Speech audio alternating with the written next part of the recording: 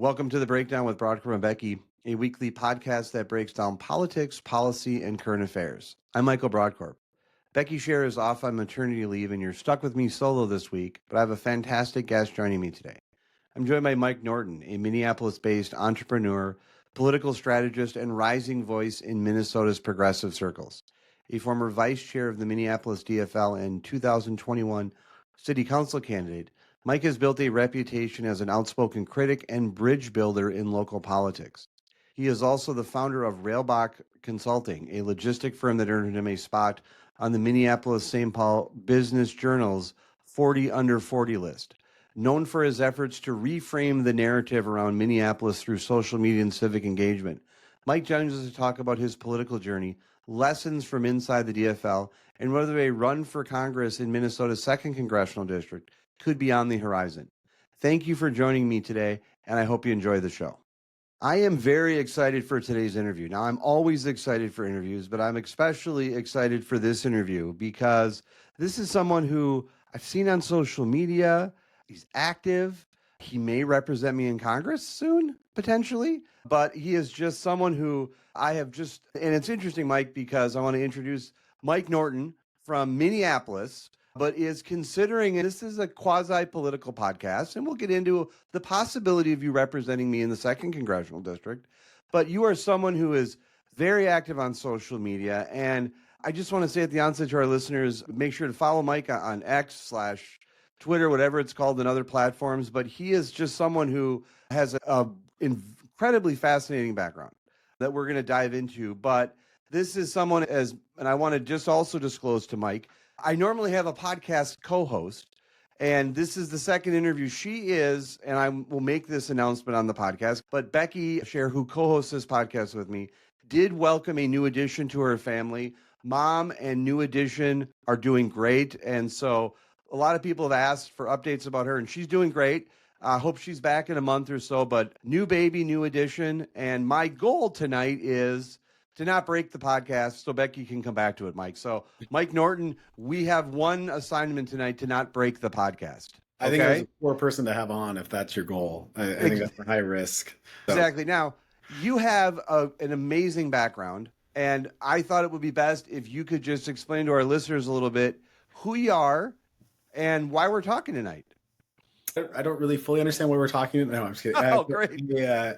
So I'm Mike Norton. I'm a small business owner. I've got a company based in Minneapolis that's twice been named to the 50 fastest growing companies in Minnesota by the Business Journal. We won a Techni Award for our software in the logistics space. We beat out Digital River and SPS Commerce, 2 9-figure revenue companies. We're a very small firm. I carved out my space there. And because I don't have a boss, I've been able to be maybe a little more outspoken and be more real about how I perceive things. People don't always agree, but I've been fortunate to have a lot of people be willing to have a conversation with me, and it's turned into, I snowballed into a few things where I ended up running for city council in Minneapolis. I was the Minneapolis DFL vice chair for a minute, resigned in disgrace, and then I've just been tangentially involved in politics since that point, but I just try and stay in the mix, and I appreciate having conversations with people that know what they're talking about and are real and honest. And so I thank you for having me on, Michael. Yeah. I also want to note to our listeners, you were Minneapolis-St. Paul Business Journal 40 Under 40.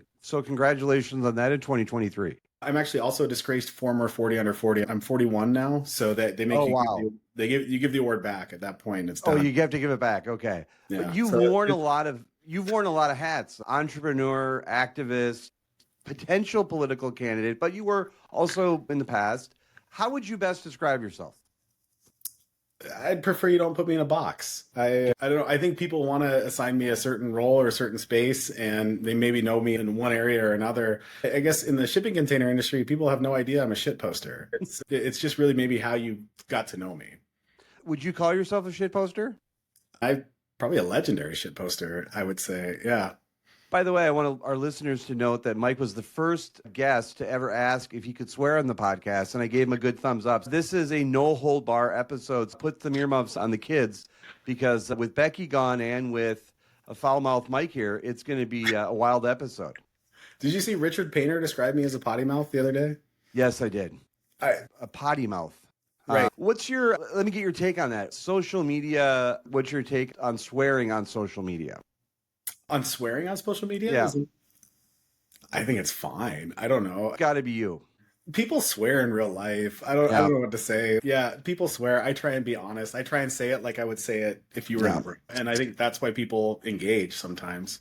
A couple of things. My dad passed away a few years ago. My mom's still alive. She reads my posts, so I try to keep it clean. But I am a notorious swearer and user of profanity off the air and off social media. I use it religiously. I use it quite aggressively. Really, truly believe in being my authentic self. And my authentic self does not have much of a filter when it comes to swearing. And so I just got to be me.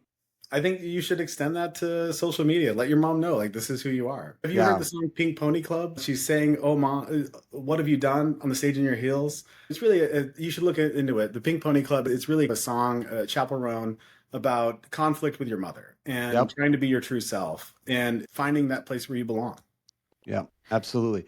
One thing I want to note at the onset is one of the things that drew me to having you on this podcast was your ability to have discussions with people. You seem to be someone, and that's the ethos of this podcast, which is we want to have a space where people can just talk to each other, disagree, not be disagreeable. And I will say that every person that we invite on this podcast is someone that we want to have on potentially more than once. And so my hope is that this goes well and you want to come back on. But we really try to cultivate the type of guests, of people that we think we could sit down and have a beer with and have a conversation with. And that's something that I've noted about you. And we'll talk a little bit about some of your social media posts. But one thing I want to note is you had, and this caused a little bit of disruption on social media, you sat down with a Republican representative, Walter Hudson, for I believe a little tour through the city of Minneapolis, correct? We sat on our bike seats and rode around. And that kind of started as shitposting. Like, Walter and I were going back and forth. I think I ended up in the Star Tribune for my tweets about biking. And Walter wanted to disagree with my perception of Minneapolis. And I told him, why don't we come have a bike ride? He picked the neighborhood and we went out. I took some heat for it, which I get. And I think there's people that are frustrated with some of Walter's views, particularly on trans rights. But like you said, I think it's important to have a conversation and be open to it and be able to disagree without being disagreeable. That's like a Barry Goldwater quote. And I used to be a Goldwater Republican back in the day when Republicans were still sane. But I think you have to be open to particularly people that are in the state legislature. You can't just claim that they're problematic and ignore them completely. Like, Walter's voting on legislation every day. And so if you want to change his views, you should talk to him. And that's what I was trying to do. Were you surprised by the pushback that you got?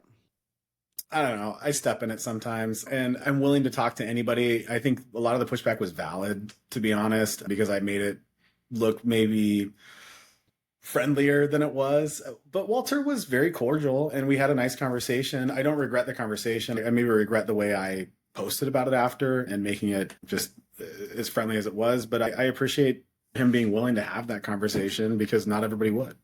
Did he bring his own bicycle or did you have to supply one? I'm sorry? Did he bring his own bicycle or did you have to supply one? We both brought our own bikes. He had his own bike. Okay. He has a bike. Okay.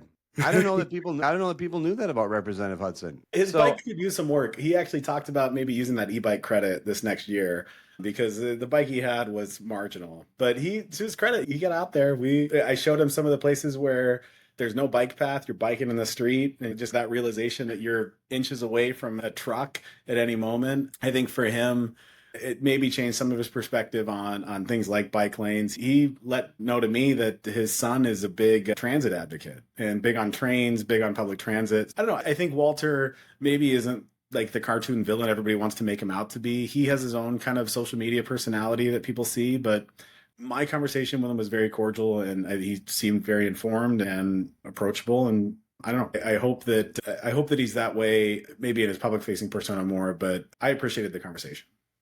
Talk a little bit about, before we pivot, I think it's interesting. One of the things that I find interesting and I respect immensely is that desire to talk with people. And it's not surprising to me that you got some heat. I get heat for speaking to people and people get heat sometimes for speaking with me. That's an issue that I deal with on a pretty regular basis. Is there did you grow up in a household, political household of some sort where discussion and that was natural to you? Because one of the things that I'm concerned about as a parent is to civility and tone. And my wife and I try to do a good job of raising our kids' civic IQ, particularly understanding issues and feeling comfortable talking to people from different sides. Did you have an upbringing like that, or where did you come to that?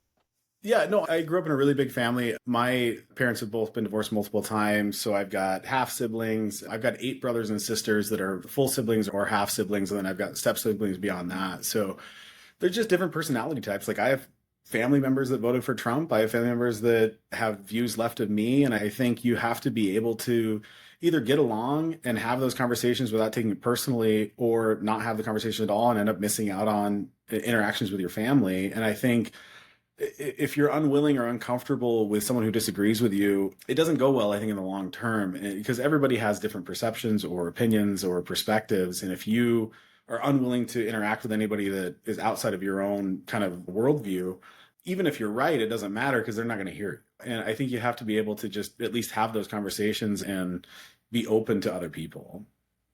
I think that's spot on. One of the things that I absolutely love about having a podcast is the ability to talk to people. And Mike, we're meeting for the first time face to face, but the fact that you're on social media and I'm on social media, we've connected and we have this opportunity on the podcast to talk, I just think is remarkable. And social media gets a real bad rap in many ways, but this is an example, I think, of where it's positive. A good friend of mine, Jeff Kolb, he trashed me up and down on social media. And we met after he disagreed with me on some stuff. And so social media has a lot of vices and there's a lot of criticisms of it, but you can find, I think, real good people on it sometimes. And I think I think you're an example of that. And I think this conversation will be an example of what can come from social media. Yeah, no, I do think, especially if you're open to it, Jeff and I have gone back and forth, but I think a lot of times you see maybe a handful of tweets from somebody or a handful of posts or sound bites or whatever they might be, and you base your whole perception on those 2 or 3 things that you've seen or heard. And there's more to people than that. And when you have a face-to-face conversation, it's different. Jeff's a friend of mine, but he's an acquired taste. And so he'd say the same about me. Let's talk a little bit about social media, because one of the things you're known for is your optimistic narrative about Minneapolis. And I'm in Minneapolis right now, Bde-Makaska right behind me. I'm hoping to get a sunset view for you as the evening goes on, but Minneapolis is a lovely place. I feel fortunate to live here.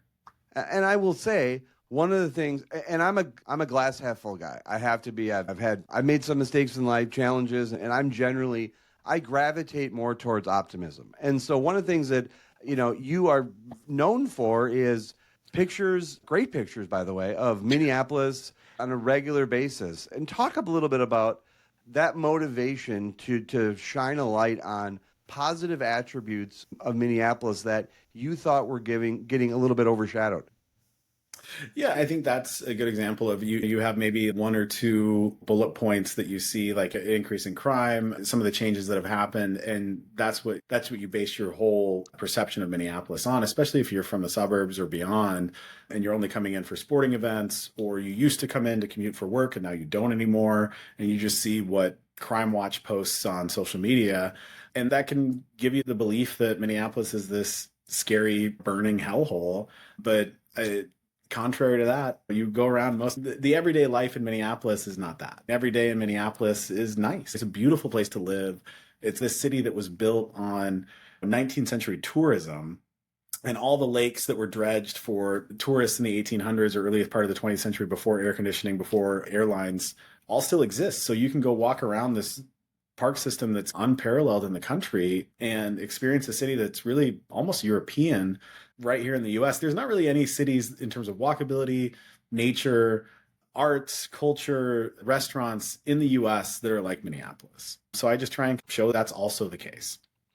I would say that I would consider myself, my wife used to work in downtown Minneapolis. She doesn't anymore, but I go down there not just for sporting events, but I'm down there on a very regular basis. And I do think that Minneapolis does not get a fair shake, particularly from conservatives. And I think that it's important to talk about the positive things that are going on in Minneapolis. And I've never found your coverage of Minneapolis to be not realistic, but just you focus on the positives. And I will say I identify with that. And in my experience, interacting with Minneapolis. I go down for sporting events and other things.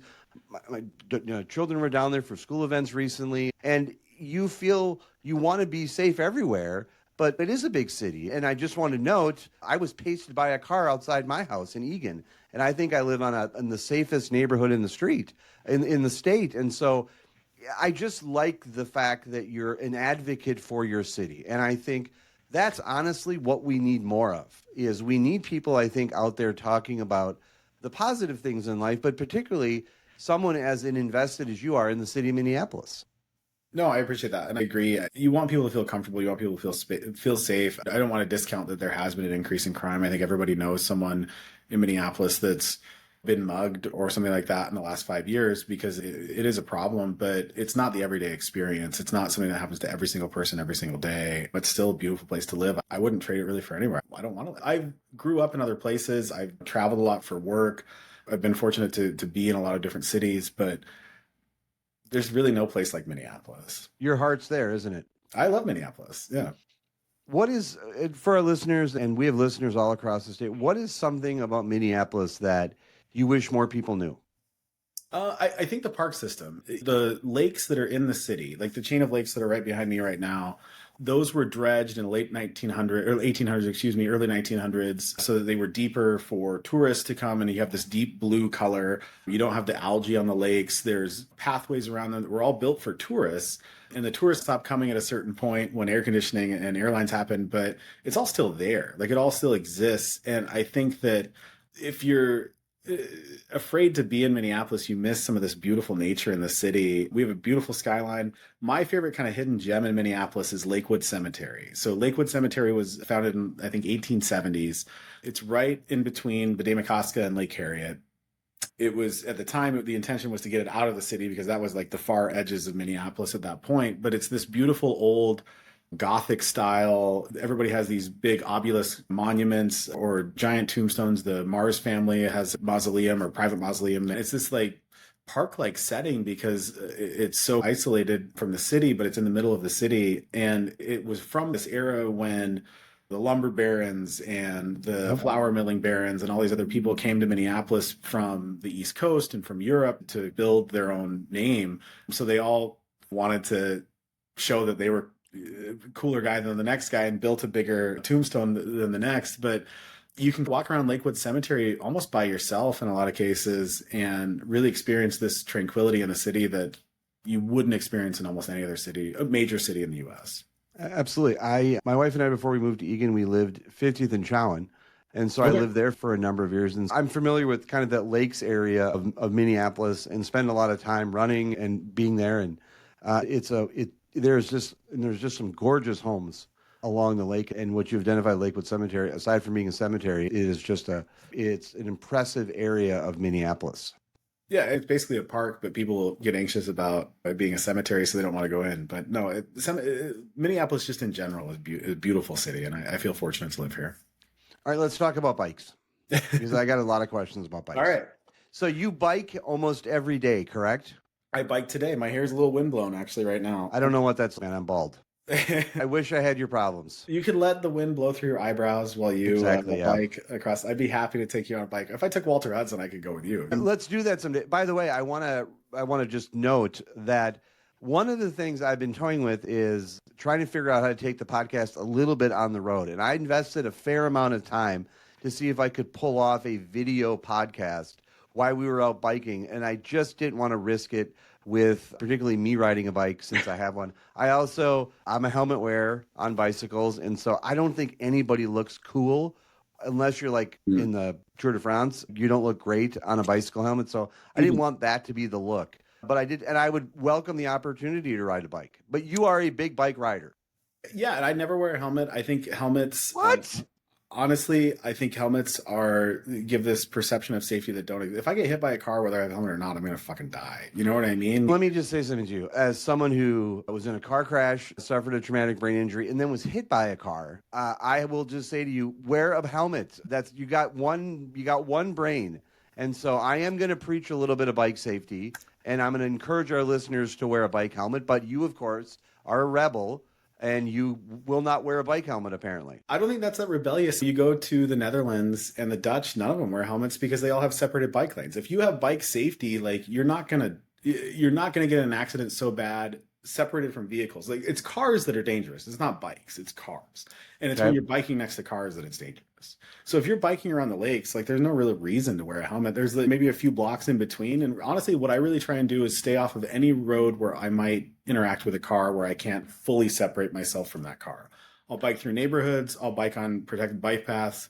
I'll try and stay out of anywhere where I've got to like ride in some painted bike lane next to cars, because that's when it doesn't matter if you get a helmet on if you get run over. Okay. Prepare yourself to maybe be offended by this next question, okay? I just want to preface it by saying this. I live in Eagan. I ride a bike occasionally. I would never bike in Minneapolis or in any large city because I would just worried I would get pasted. Tell me why bikes shouldn't just be on sidewalks. Because people are on sidewalks. People are walking on sidewalks. If you widen sidewalks to the point where they were so big, that's kind of what we have on Hennepin now, where we have that kind of, and you have downtown as well. You have that separated bike lane.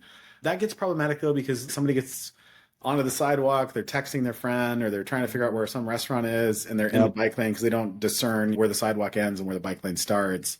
I think bikes are kind of their own separate thing. And in most other countries, bikes have their own separate space. A lot of people bike. It's not like it's just a few dozen. It's thousands and thousands of people that bike every day in Minnesota. I think it's safer for everybody, cars included. Nobody likes bikes next to them when they're driving. That's no, I don't. Too.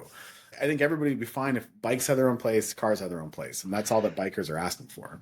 How would you, if you were the governor of the state, and that may happen someday after you run for Congress, how would you design roads to accommodate pedestrian traffic, bikes, and cars? What do I not see that you think the way the road should be designed to accommodate bikes more? I think that the issue we have in the U.S., so I'm in the logistics industry. I sell and rent shipping containers for a living.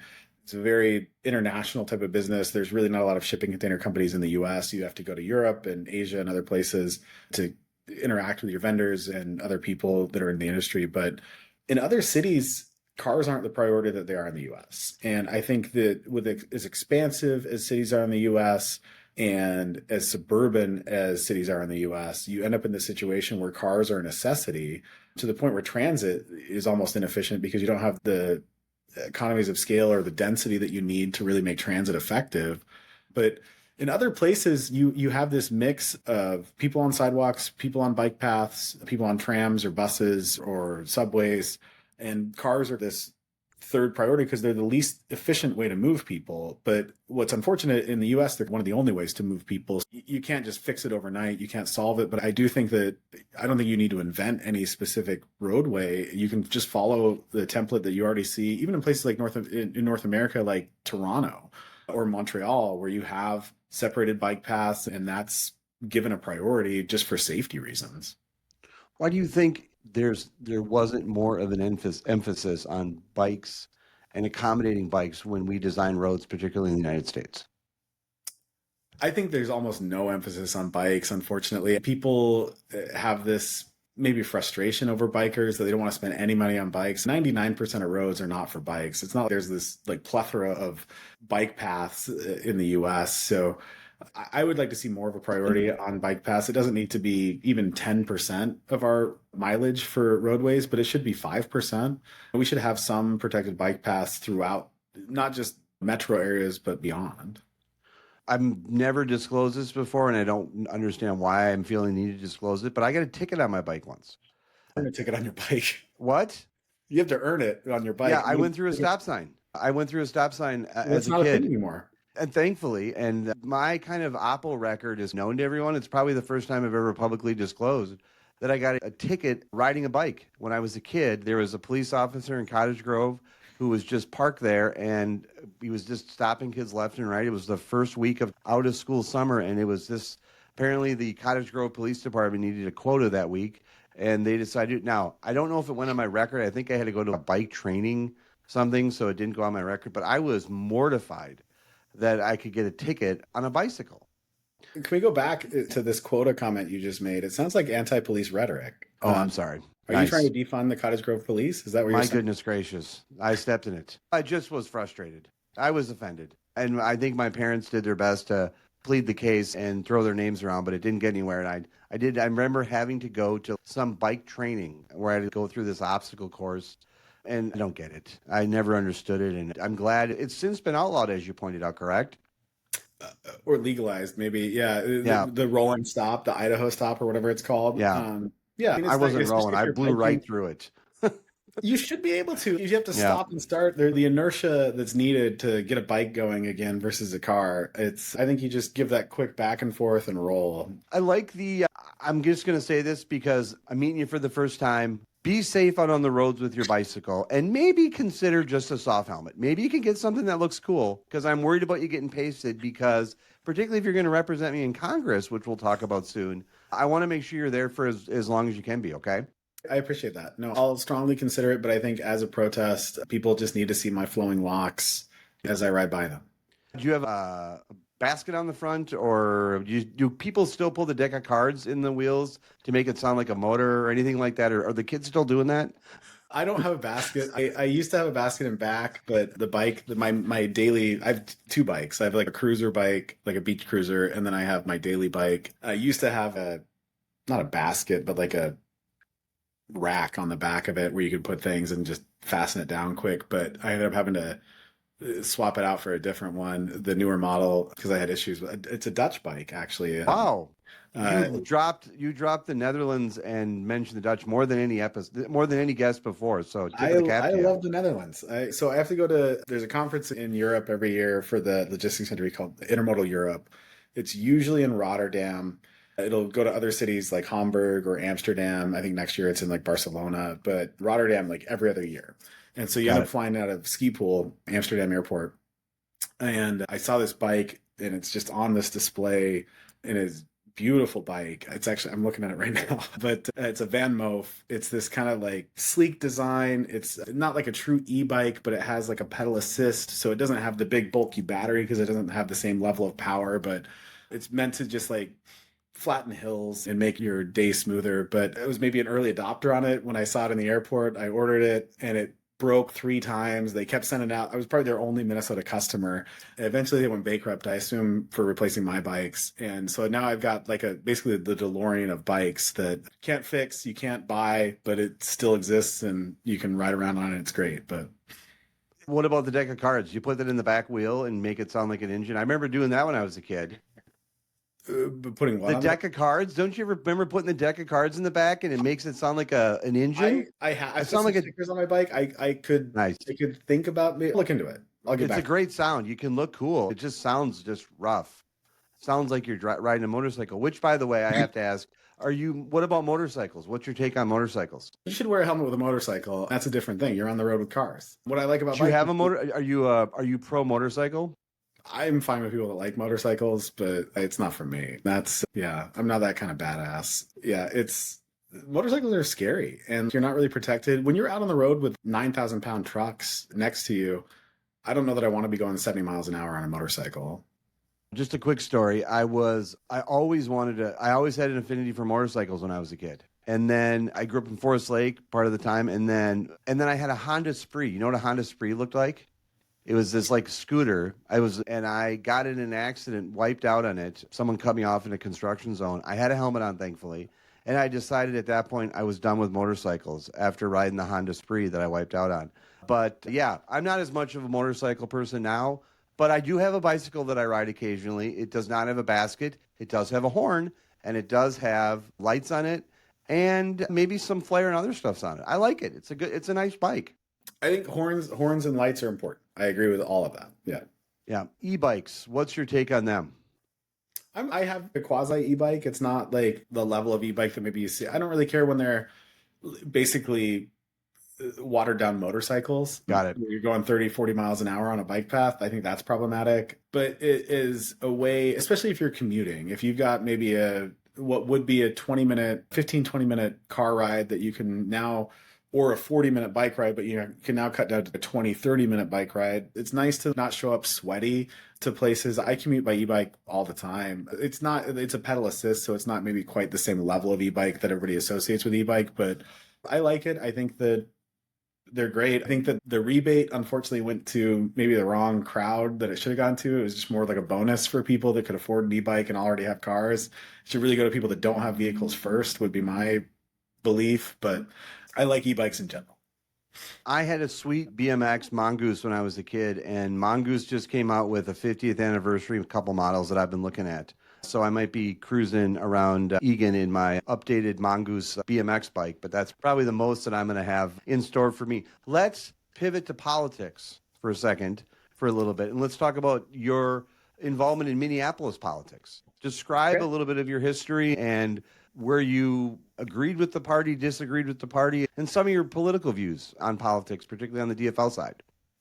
Sure. So I ended up running, kind of the way I got involved was I ran for city council in 2021, the year after George Floyd was murdered by Minneapolis police. I was frustrated that my council member seemed to be an impediment at times to change in terms of police accountability. I think that she's probably representative of her ward, the Southwest Minneapolis, and the viewpoints there. It's basically Northeast Edina. It's almost a suburban ward. But I was frustrated that no one was willing to run against her because it was a done deal. Just more as a protest than anything, I ended up running for city council, just focused on police accountability. I think I got tied in with a lot of the leftists, even though I'm more of a moderate than maybe people expect me to be. But in terms of DFL politics, not a moderate overall, but ended up getting tied to the leftists because they were more interested in change and more interested in actually getting something done, where my perception of maybe the conservative Democrats in Minneapolis was that they were fine with the status quo and they were okay giving lip service to change, but not actual change.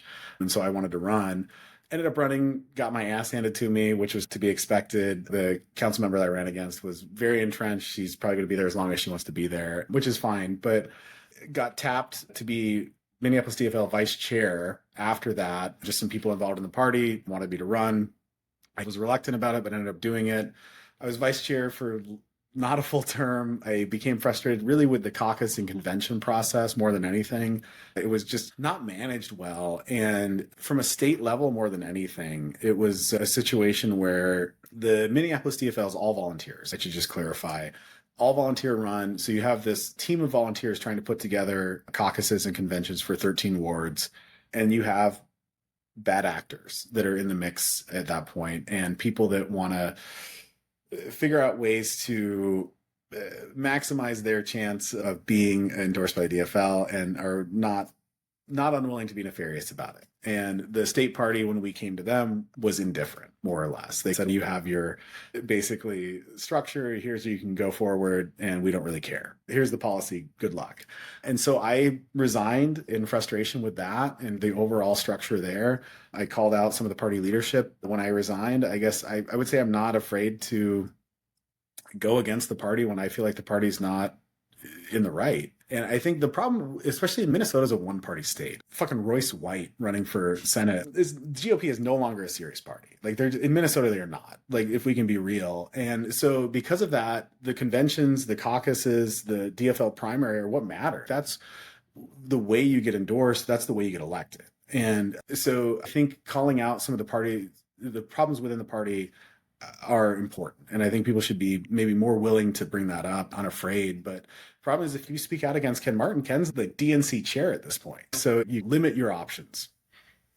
Are you first of all, I identify a lot what you said. And what I identify with is speaking out. I'm a Republican who's had challenges and feels isolated, frustrated with the trajectory and a political party that embraces candidates like Royce White, who I think in no way, shape, or form have any temperament or redeemable qualities at all that could ever represent the state of Minnesota in the United States Senate. And so I understand that. And one of the things, just in prepping for this interview, something about you that I did truly also identify with is your willingness to speak out, your willingness to speak out about your party. I think we need more of that. And as much as you would classify yourself as a Democrat, and to what degree I consider myself to be a homeless Republican, I think one thing that does, bind us, that there's a similarity between us, is our outspokenness. While no one has ever asked if they can swear in our podcast, I did really the fact that you asked it, because I am someone who sincerely believes that we should be our authentic selves. And you having the comfort to ask that, hey, can I swear in your podcast? I'm like, yeah, this is going to be a fun interview. I'm going to be looking forward to talking to this guy because he's not afraid to ask that. And I can see, particularly in the party process, how that could rub people the wrong way, particularly when you want it to be different. And I think your description of particularly the Republican Party in Minnesota and how this is truly a one-party state right now in many ways, but particularly in Minneapolis. I worked on a mayoral race in Minneapolis in 97. I worked on Barbara Carlson's race when she ran for Minneapolis. She was a former Minneapolis City Council member, and it was tough back there for Republicans. And she was endorsed by the Independent, wasn't fully endorsed by the Republicans, but she got some party support. The DFL Minneapolis is largely a one-party town, and Minnesota is also statewide a one-party state. And so having people, while I think it's important to have Republicans who want to be thoughtful, I think it's also as equally important, if you believe in a vibrant two-party system, to have Democrats who who raise questions about the party process. No, I agree. And I think, one, you have to be willing to make those criticisms. Like, we should be allowed and able and comfortable to criticize kind of our own group, one, but two, it highlights where people actually stand if you're running against someone of another party. If it's just a bunch of self-identified Democrats, even though I think there's a lot of Democrats in Minneapolis that if they were in a different part of the state, they'd be moderate Republicans, or if they were in a different state even, they would be moderate Republicans. But you're non-viable if you run as a Republican in Minneapolis. So they tweak their views and they claim that they're Democrats and they roll forward. And I think that's the case even beyond Minneapolis. It's limiting. And I think then the conversation doesn't get had to the full extent because nobody wants to step on toes or run the risk of not being part of the viable party. If you could change something about the political process in general, not saying just Democrats or Republicans, but is there something that you would change about the political process because it seemed that you had, some process frustrations with how caucuses were being run and other types of stuff. Is there some process reforms that you'd like to see made in the political process in Minnesota, not just for Democrats or Republicans, but for both parties? I think that it's really about money, and we're talking about the reason I'm on is not because you want to talk about Minneapolis, you want to talk about CD2. CD2 is a year and a half away from that election, and we're already talking about it 18 months out, because that's when you have to start running. If you want to be a serious, viable contender, you have to start being in the conversation at least a year out in a lot of these races, because you have to win the primary, you have to have donors, you have to have a network, you have to have that base set up before you can even get going. And you can't just be a teacher with a good idea or a good platform. You can't just be a regular person. You have to have the autonomy and the flexibility to run a multi-month and really probably a year plus long campaign without the threat of losing your job or getting fired or losing your income or whatever else, or taking a leave. Or you have to be somebody who's just independently wealthy to the point where you can not worry about those things. And so that's who you end up getting to run. It's people that don't need the money so they can make it their job to be a politician.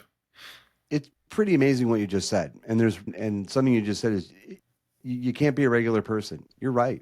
It's really a challenge to be a regular person, because a regular person has a job, sometimes 8 to 5 or other shifts, and they have a 40-hour-a-week job that they have to commit themselves to putting food on the table, being a part of a family, or paying bills just in general. And you're spot on about money in politics and how it really, the way that campaigns are financed and what it takes to build the campaign. You cannot be a, quote, regular person and do this. As much as I think politicians like to be regular, claim that they're regular people, it's really tough to be a regular person and run for Congress. It just is. Or run for office in any way, but particularly for Congress, because the race has started and these elections have started so soon. Yeah. No, you have to be able to basically not work for a year plus to run for any higher office at this point. And it's not good for your like everyday average person. And it's not good for constituents, because you have people that are disconnected. You have people the type of people that you can get to make donations of significance to a campaign, not like a $50 donation, like maxing out, are people that are very in tune and people that have a lot of extra cash. So now suddenly that's who you're really listening to. That's who's got your ear because you're on the phone with them every day for hours. Like you have call time every day to raise funds to just keep your campaign going, keep the wheels rolling. And so if you upset that donor base, you remember when Mitt Romney went against Trump a few years ago and people were shocked by it because they're like, oh, he's going to upset his donor base. It wasn't because it was the right thing to do. It was because he could risk potentially continuing his campaign. And that's a problem. That's not good for society. Let's talk about CD2. I'm a resident of CD2, lived here over 20 years, and your name has been floated as a potential candidate for Congress in CD2. What's going through your head right now as you're deciding, as there's candidates on both sides of the aisle right now deciding, should they pull the trigger and should they run for Congress in this open seat, which will be because Angie Craig, who's represented for a number of terms, has decided to run for the United States Senate. So Minnesota will have an open U.S. congressional seat in the 2026 election. So what's going through your head right now as you decide whether to run or not? I think it's an interesting opportunity. I think it's a rare thing to happen where you have a seat come up that's vacant. Usually incumbents can stay as long as they want. Like Betty McCollum could stay as long as she wants to be in Congress. She could be like Nancy Pelosi and be there into her late 80s if she wants to be, because that's how the system works, is once you're in, you're entrenched and you've got everything set up and you can roll. So this is a very unique and rare thing to have something like this come up. It's not often that you have a vacancy. So I think that's even just the first consideration. But I do think that this is probably a safe Democratic seat. It's not the same seat that Angie Craig ran for, was it 6-8 years ago for the first time. The census shift, the demographic shift, tightening up towards the suburbs, and also just maybe you're a prime example of this, where somebody who might normally be a conservative voter but has a tough time with the direction of the GOP under Trump. I don't see a GOP candidate winning the seat back. I think it's a safe blue seat. So really, it's about the primary. I think it's going to be a wide open primary. And if it was just me against one other person, maybe that's a different consideration. But I think it's going to be maybe up to a half dozen people in this primary. And it could be like the California gubernatorial race that Schwarzenegger got in on, where it was just a plurality and not a majority that you need to get in. Absolutely. Now, we should note that it is not a requirement that you live in the district to live in the second in order to run. You just need to live in the state. And in fact, Jason Lewis, elected to Congress in the second congressional district a couple of terms ago, lived in Woodbury. And so he did not live in the congressional district. And so it's not uncommon, and it's also not a requirement. So I live in Eagan, and I could run for Congress up in the 8th congressional district. And so one question I would say is, would you, if you decided to do it, would you move to the second? I would. I'm not going to pull a Curtis Johnson. I'm going to move to the place. Oh, that's a deep cut. Thanks. Yeah, that's a really deep cut. A+. That's an A+ deep cut. Wow, so, that's good. Yeah, I'm not gonna live in Minneapolis and try to represent another part of the state. I do think that it is CD2 is primarily a suburban district at this point. If you were in Rotterdam, to bring up another Netherlands reference, and someone asked where you were from, you wouldn't say you were from Eagan. You would say you're from Minneapolis. I think when people get outside the state, that's where they say they're from. Minneapolis is the sociocultural center of the Twin Cities metro, but CD2 is a Twin Cities district. So I don't feel that it's completely out of line to run, even though I don't necessarily live there now, but I would move there if I ran. What would a Mike Norton for Congress campaign look like? Because one of the things I'm getting from your social media presence and your interviews and other things I read, you seem to be, and I think fairly described, as a person of action. You are someone who likes results. You are someone who you want progress. You want things to improve. You just seem to be, you are a very energetic, successful person, and in all aspects of your life, it seems. And so I would imagine that a Mike Norton for Congress in CD2 would be a very visible campaign.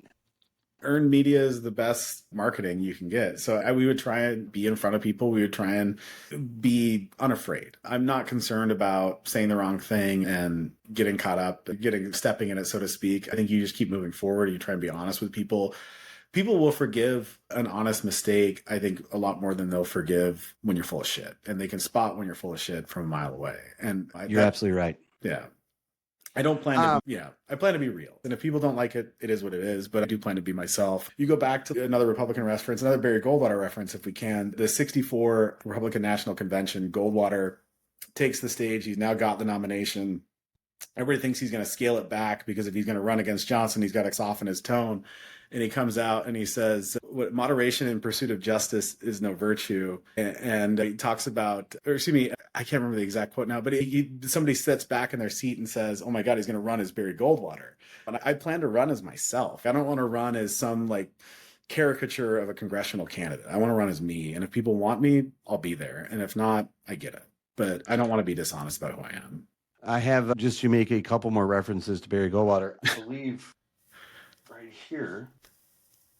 I think this is the making of the president in 1964 right here on my wall there that I've read. And I know the reference to reference of the quote you're paraphrasing from Goldwater, but yeah, that was a consequential election. My favorite 64 was Barry Goldwater, Lyndon B. Johnson. Barry Goldwater had the campaign buttons that said, "In your heart, he's right." And then LBJ responded with, "In your guts, he's nuts." Right. And yeah, so I love the Goldwater references. What's your timeline? Do you have a sense of urgency? Because you talked a little bit about how I think rightfully, a little bit of frustration that you got to run so early, but do you have a timeline mapped out as to when you'll make a go, no-go decision on whether you run? Yeah, hard stop would be the end of the calendar year. I don't think that you can be viable if you're not running by January 1st. But I'd like to make a decision by 1 year out from the primary, which would be this August, so roughly 90 days from now. I don't want to commit to that. I want to say by this date I'm going to decide. But I think realistically between the primary and the end of the year, or a year out from the primary and the end of the calendar year is when you should decide. I think realistically, the reason you have people announcing now is because people want to be first and they want to be in the news cycle for being the first one running. You want to get your campaign going, but we're so far out. We're 18 months from election day. This is a uniquely American thing where you've got to just be running and fundraising and getting going already to even be viable. I feel like I've asked a lot of process questions, but I want to get into a little policy. What's an issue if you're running for Congress? Let's say you decide to run. Is there an issue that you would focus on, or a series of issues that you would focus on that you think differ a bit from other candidates that you'd want to give some attention to? There's a few things that I would want to run on, you're limited in Congress. You're one of hundreds of members. You can't really enact your own legislation just on what you like. But I would be supportive of ending daylight saving time. I think that's frustrating to people. See, God bless you. Across the board, people like that. My goodness. Jeff Kolb may be your first donor. I'm excited.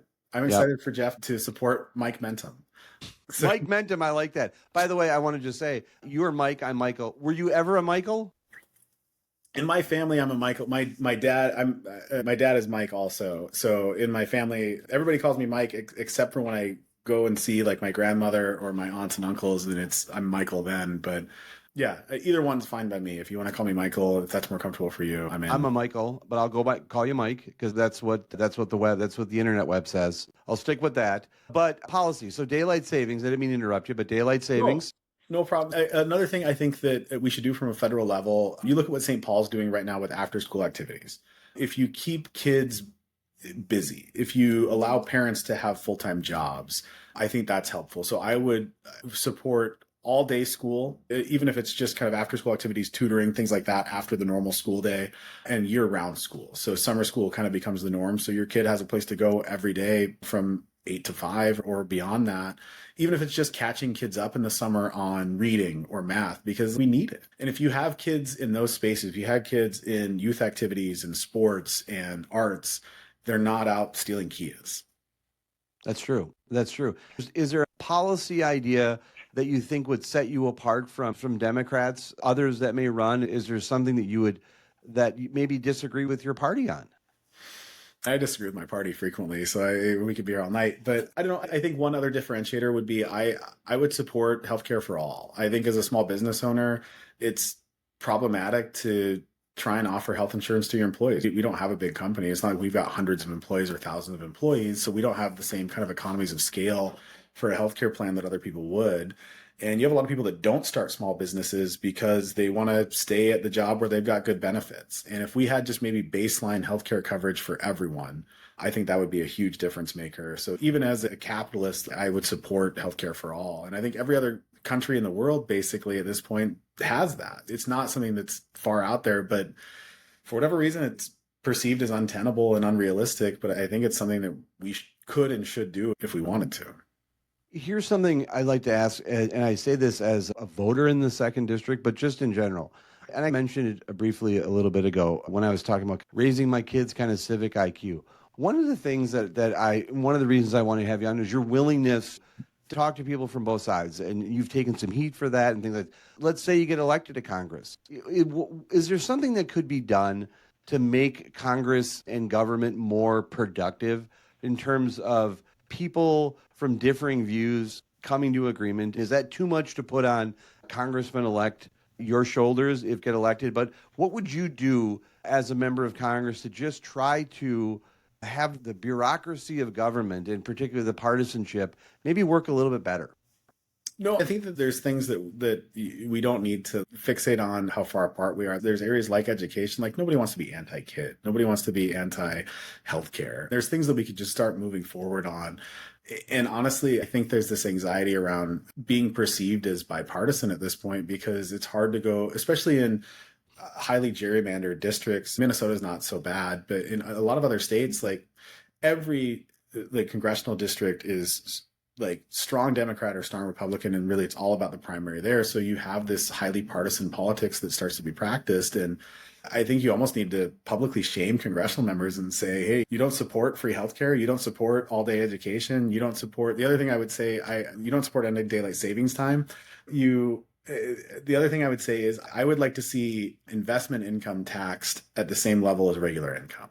So I think we could really probably eliminate income tax up to maybe $100,000, $125,000 of your income tax, of your income wouldn't be taxed if we taxed all income like regular income, including investment income. So somebody like Jeff Bezos or Mitt Romney wouldn't be paying 13% effective tax rates. They'd be paying normal taxes.